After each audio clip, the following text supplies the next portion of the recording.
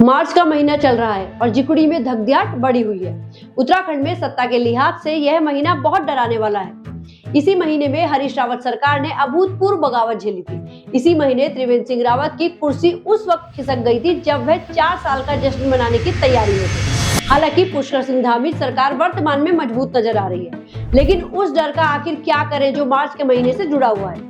नमस्कार दगड़ियों, मैं नलिनी गोसाई उत्तराखंड की नौनी स्वागत करती हूँ आप सभी का एक बार फिर से अपने खास कार्यक्रम साप्ताहिक चिमडाट में। दीदी भूली भैजी सुना। धामी सरकार इस महीने की 23 तारीख को अपने 4 साल पूरे करने जा रही है।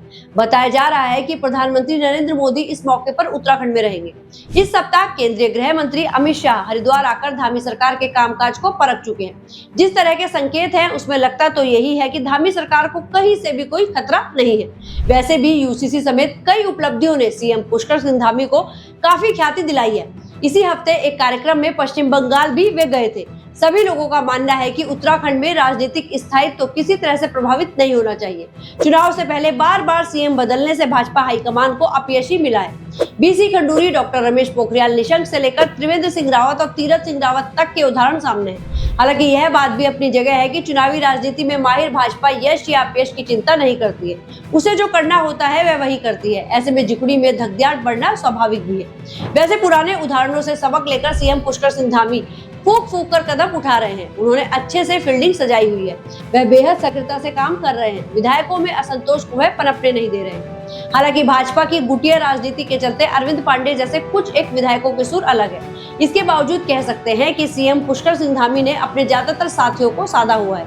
ये जरूर है कि सरकार का वह एकमात्र प्रभावी चेहरा है और मंत्रियों की उपस्थिति फीकी सी है। उनके साथ काम कर रहे मंत्री शुरू से ही असहज हैं और उनका काम निखर कर सामने नहीं आ पाया है। मंत्रियों की बात चली है तो मंत्रिमंडल में विस्तार या फेरबदल की चर्चा एक बार फिर से शुरू हो गई है। हालांकि ये चर्चाएं इतनी बार हो चुकी हैं कि आसानी से इन पर विश्वास करना मुश्किल साबित हो रहा है।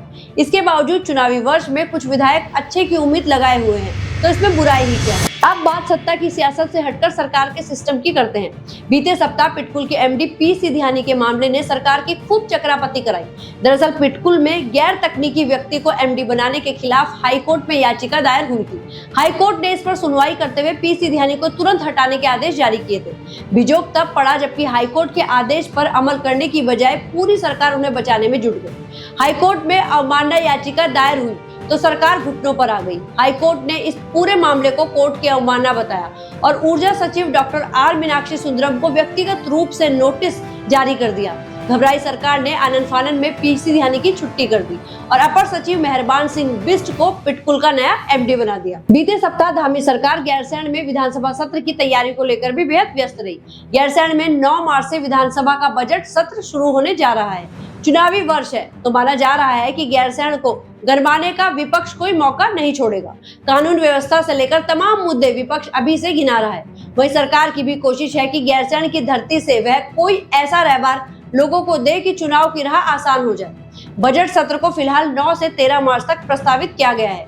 या कितने दिन तक चलता है ये देखने वाली बात होगी। वैसे बजट पेश करने से पहले सरकार ने इस सप्ताह आर्थिक सर्वेक्षण रिपोर्ट भी जारी कर दी है। इस रिपोर्ट से प्रति व्यक्ति आय बढ़ने के सकारात्मक संकेत उभर कर सामने आए हैं। बताया गया है कि प्रदेश में प्रति व्यक्ति आय 3.5 लाख रुपए का आंकड़ा पार कर सकती है। यही सकारात्मक स्थिति विकास दर की भी दिखाई दे रही है। वर्ष 2005 में विकास दर 7.23% रही थी।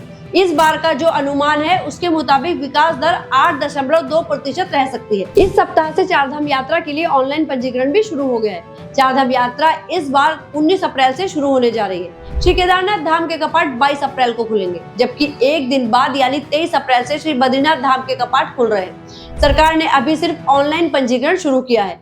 ऑफलाइन पंजीकरण की शुरुआत 17 अप्रैल से ऋषिकेश, हरिद्वार और देहरादून में होगी। सरकार ने यह भी साफ कर दिया है कि चारधाम यात्रा के लिए किसी भी प्रकार का शुल्क वसूले जाने की कोई तैयारी नहीं है। यात्रियों की संख्या सीमित न किए जाने का भी यात्रा कारोबारियों को आश्वासन दिया गया है, लेकिन निर्णायक तौर पर व्यवस्था अभी तय होनी बाकी है। दरअसल पिछले कुछ वर्षों से यात्रियों की संख्या सीमित करने के मामले में सरकार को हर बार दिक्कत महसूस करनी पड़ रही है। यात्रा कारोबारियों का पूरा दबाव होता है कि यात्रियों की संख्या सीमित ना की जाए। ऐसा करने से उनके कारोबार में नुकसान होता है। जहां तक सरकार का पक्ष है वह जान माल की सुरक्षा के लिए ऐसा करना उचित समझती रही है। यात्रा कारोबारियों की व्यवसाय से जुड़ी चिंता यदि वाजिब है तो सरकार की चिंता भी अपनी जगह काफी सही है। वर्ष 2013 में केदारनाथ धाम में जान माल का बड़ा नुकसान इसलिए हुआ था क्योंकि यहाँ पर बेहिसाब यात्री पहुंच गए थे।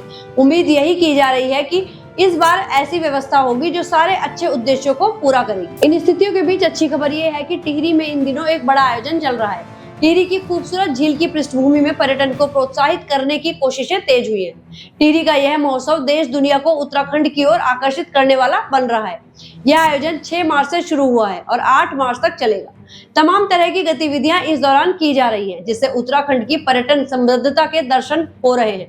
प्रधानमंत्री नरेंद्र मोदी ने उत्तराखंड में जिस 12 मासी पर्यटन का विचार सामने रखा है, राज्य सरकार की कोशिशें उस पर आगे बढ़ने की है। संकेत अच्छे हैं, लेकिन इस पर लगातार मेहनत करनी भी जरूरी होगी। इस हफ्ते देश दुनिया में अमेरिका, इजराइल और ईरान के युद्ध की चर्चा जोरों पर है।